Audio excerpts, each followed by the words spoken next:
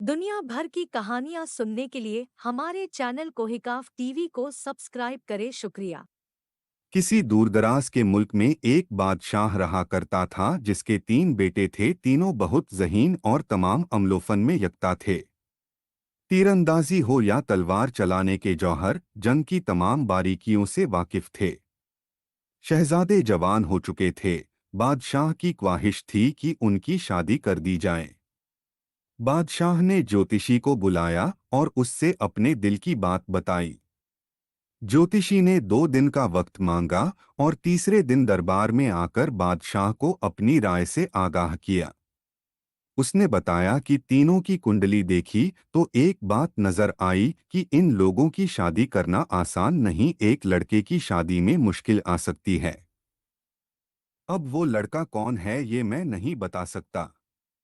उनको मेरे साथ जंगल भेज दीजिए, मैं कोई तरकीब करता हूँ। लिहाजा ये तीनों ज्योतिषी के साथ जंगल गए। वहां एक दरख्त के पास जाकर ज्योतिषी ने कहा कि तुम तीनों अपनी अपनी कमान से तीर चलाओ। जहां भी जिस मुल्क की तरफ तीर जाएगा वहां की शहजादी को पैगाम भेज दिया जाए। तीनों बेटों ने कमान में तीर लगाकर छोड़ा। बड़े बेटे का तीर उत्तर की एक बहुत बड़ी रियासत की तरफ पाया गया, दूसरे बेटे का तीर दक्कन की रियासत की तरफ पाया गया। तीसरे बेटे ने जो तीर चलाया वो एक पेड़ पर बैठी बंदरिया की दुम में अटक गया। वो पेड़ से उतारी गई और तय हुआ कि छोटे बेटे की शादी उसी बंदरिया के साथ की जाएगी। वो बहुत दुखी और शर्मिंदा था मगर मजबूरी थी। पहले बच्चे वालिदैन की बात नहीं टालते थे, इसलिए वो खामोश हो गया। सब शहजादों की शादी बहुत धूमधाम से हुई। 2 मुल्कों की शहजादियां महल में उतरी मगर तीसरी के लिए छोटे शहजादे की ख्वाहिश पर अलग महल का इंतजाम किया गया। दोनों बड़े शहजादे अपनी रानियों के साथ खुशो-खुर्रम जिंदगी बसर करने लगे मगर छोटे शहजादे के पास तो दुल्हन के नाम पर एक बंदरिया थी। वो बहुत परेशान और शर्मिंदा रहता था। एक बार बादशाह और उनकी मलिका ने कहा कि वो अपनी बहुओं का सलीका देखना चाहते हैं, लिहाजा उनको एक रुमाल काढ़ने के लिए दिया गया। दोनों बहुएं अपने हुनर दिखाने के लिए मेहनत से रुमाल पर फूल बूटे बनाने लगीं। छोटे शहजादे को बहुत शर्मिंदगी हुई मगर जब बंदरिया ने उनसे पूछा तो उसने ये बात बता दी। बंदरिया ने कहा कि वो रुमाल ले आए। जब सबके रुमाल बनकर तैयार हुए तो बादशाह और मलिका की हैरत की इंतहा नहीं रही कि सबसे खूबसूरत कढ़ाई छोटे शहजादे की बीवी ने की थी, जबकि वो बंदरिया थी। दोनों बड़ी बहुओं को बहुत बुरा भी लगा। चंद दिन बाद बादशाह और मलिका ने कहा कि वो बहुओं के हाथ का बना खाना खाना चाहते हैं। दोनों बहुएं तैयारी में लग गईं, मगर छोटा शहजादा अफसुर्दा हो गया। बंदरिया ने जब पूछा तो कहा कोई बात नहीं, मैं खाना पका कर दूंगी, आप भिजवा दीजिएगा। सबके पकाए खाने तख्त पर चुन दिए गए। दोनों नई दुल्हनों के खाने की खूब तारीफ हुई। जब तीसरा क्वान खुला तो खुशबू से सारा दालान महक गया। खाने इस कदर खूबसूरत और रंगीन थे कि सबकी नजरें उन पर जम गईं। और जब वो खाना बादशाह और मलिका ने खाया तो वाह वाह करने लगे। सबसे मजेदार और नफासत से बनाया हुआ खाना छोटी रानी का था जो बंदरिया थी। मलिका और बादशाह को एक बार फिर सब दुल्हनों को एक साथ देखने को दिल चाहा। इस बार छोटा शहजादा रो पड़ा। खाने और रुमाल तक तो बात ठीक थी मगर इन हसीन तरीन शहजादियों के दरमियान ये बंदरिया कैसे जाएगी। बंदरिया के पूछने पर शहजादे ने सारा माजरा कह दिया। छोटी बहू ने तसल्ली दी और कहा शर्त यही है कि आप वहां न जाइएगा।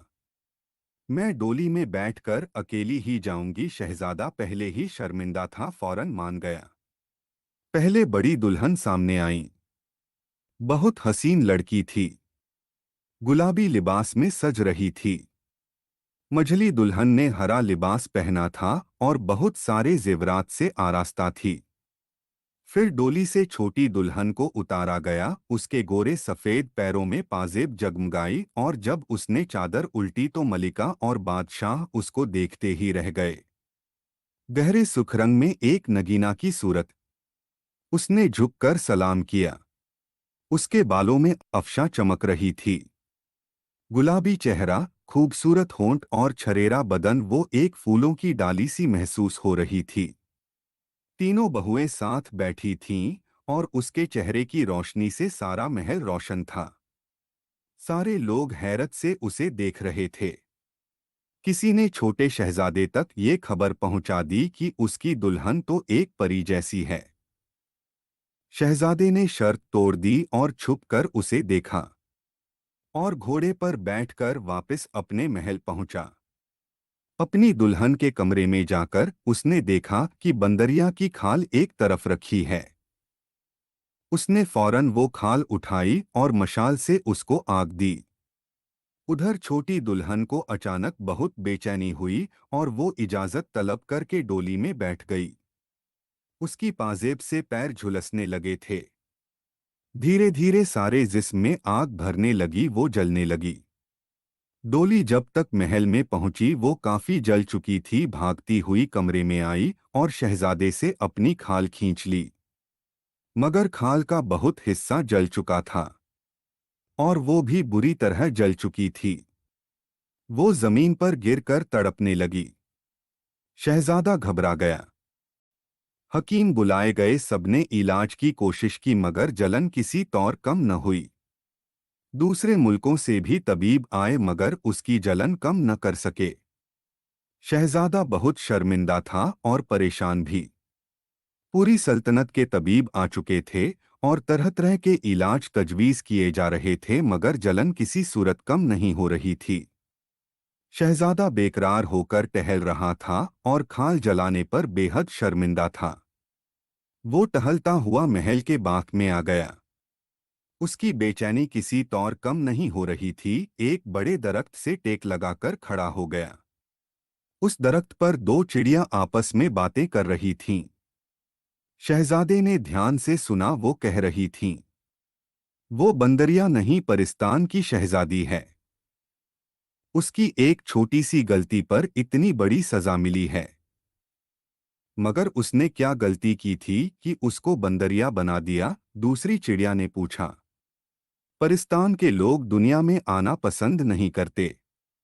यहाँ के लोग लड़ते झगड़ते रहते हैं, इसलिए परिस्तान में किसी को इस दुनिया में आने की इजाजत नहीं। मगर ये शहजादी कमउम्री और नासमझी में इस बात को अहमियत न दे सकी और दुनिया में आ गई। इसलिए इसको बंदरिया बना दिया गया ताकि ये कभी परिस्तान वापस न जा सके। मगर अब क्या होगा? इस जलन का कोई इलाज नहीं है क्या? इलाज तो है। इसी पेड़ के फल को पीसकर अगर जख्मों पर लगाया जाए तो ठीक हो सकती है, मगर दुनिया वाले महंगी दवाएं तो खरीद लेते हैं, पेड़ पौधों की कद्र नहीं करते जिनमें हर मर्ज की दवा है। शहजादे ने चेहरा ऊपर उठाया और चिड़ियों का शुक्रिया अदा किया। पेड़ के फल चुनकर महल में वापस आ गया और नौकरों की फौज होते हुए भी अपने हाथों से वो पीस कर मरहम तैयार किया और जाकर अपनी दुल्हन के जख्मों पर लगाया। हैरतअंगेज तरीके से जख्म ठीक होने लगे। 2 ही दिन में वो अच्छी हो गई मगर बहुत खामोश थी। तीसरी शाम जब शहजादा उसकी मसहरी के करीब कुर्सी पर बैठा था, दरवाज़ा खुला और परिस्तान के राजा और रानी अंदर आ गए। कमरा उनके नूर से दमकने लगा। शहजादी जल्दी से उठी और उनके कदमों में बैठकर रोने लगी और माफ़ी मांगने लगी।